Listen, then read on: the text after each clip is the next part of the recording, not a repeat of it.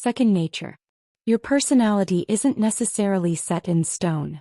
With a little experimentation, people can reshape their temperaments and inject passion, optimism, joy, and courage into their lives.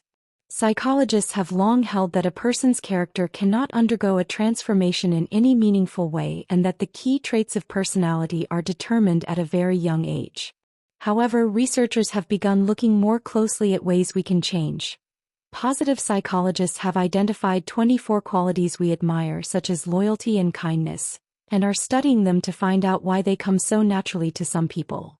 What they're discovering is that many of these qualities amount to habitual behavior that determines the way we respond to the world. The good news is that all this can be learned. Some qualities are less challenging to develop than others, optimism being one of them. However, developing qualities requires mastering a range of skills which are diverse and sometimes surprising. For example, to bring more joy and passion into your life, you must be open to experiencing negative emotions. Cultivating such qualities will help you realize your full potential. The evidence is good that most personality traits can be altered, says Christopher Peterson, professor of psychology at the University of Michigan, who cites himself as an example. Inherently introverted, he realized early on that as an academic, his reticence would prove disastrous in the lecture hall, so he learned to be more outgoing and to entertain his classes. Now my extroverted behavior is spontaneous, he says. David Fajgenbaum had to make a similar transition. He was preparing for university when he had an accident that put an end to his sports career. On campus, he quickly found that beyond ordinary counseling, the university had no services for students who were undergoing physical rehabilitation and suffering from depression like him. He therefore launched a support group to help others in similar situations. He took action despite his own pain, a typical response of an optimist. Suzanne Segerstrom, professor of psychology at the University of Kentucky, believes that the key to increasing optimism is through cultivating optimistic behavior, rather than positive thinking. She recommends you train yourself to pay attention to good fortune by writing down 3 positive things that come about each day. This will help you convince yourself that favorable outcomes actually happen all the time, making it easier to begin taking action. You can recognize a person who is passionate about a pursuit by the way they are so strongly involved in it. Tanya Streeter's passion is freediving, the sport of plunging deep into the water without tanks or other breathing equipment. Beginning in 1998, she set 9 world records and can hold her breath for 6 minutes. The physical stamina required for this sport is intense, but the psychological demands are even more overwhelming. Streeter learned to untangle her fears from her judgment of what her body and mind could do. In my career as a competitive freediver, there was a limit to what I could do, but it wasn't anywhere near what I thought it was, she says. Finding a pursuit that excites you can improve anyone's life.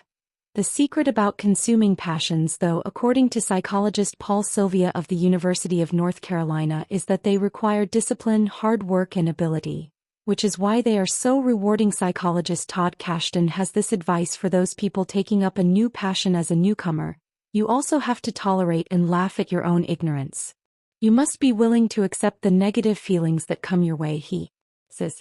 In 2004, physician-scientist Mauro Zapatera began his PhD research at Harvard Medical School.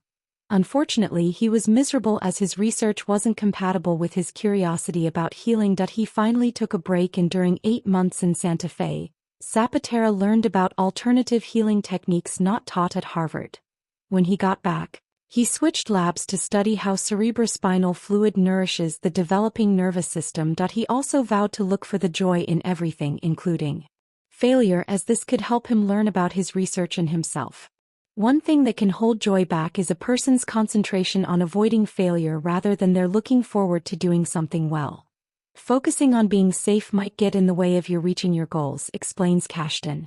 For example, are you hoping to get through a business lunch without embarrassing yourself?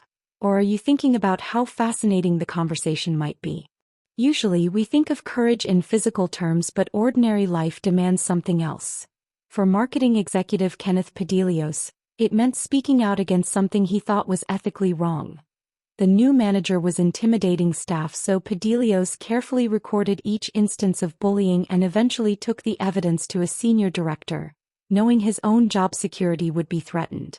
Eventually the manager was the one to go.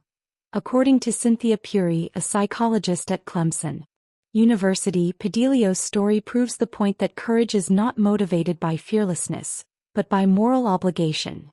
Puri also believes that people can acquire courage.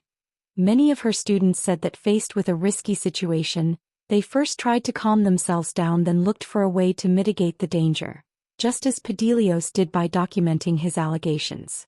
Over the long term, picking up a new character trait may help you move toward being the person you want to be. And in the short term, the effort itself could be surprisingly rewarding, a kind of internal adventure.